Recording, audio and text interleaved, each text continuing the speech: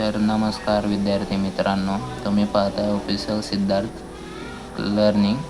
तर आपण 9वीचे चॅप्टर 10वा हेरोनचे सूत्र हे शिकणार आहोत. तर पहिल्यांदा इंट्रोडक्शन आहे.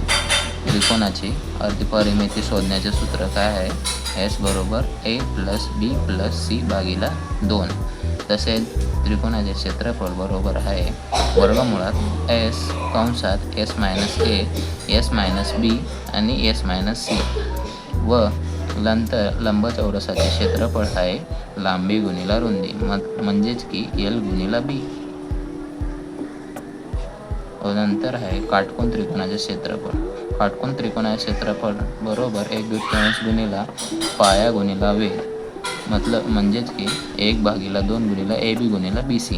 AB गुणिले BC म्हणजेच ही आकृती पाहू शकता तुम्ही. या आकृतीमध्ये हा A आणि हा B आहे.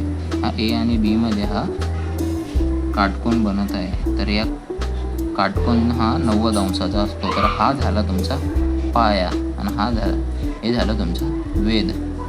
म्हणूनच A बरोबर B हा पाया आणि BC बरोबर वेध. नंतर आहे समभुज त्रिकोणाचे क्षेत्रफळ. समभुज त्रिकोणाचे क्षेत्रफळ बरोबर वर्गमुळात 3/4 गुणिले बाजूचा वर्ग. हे आहेत आपले सूत्र. त्यांना एकदा पाठांतर करावे. नंतर आपण याचे उदाहरण सोडवूया.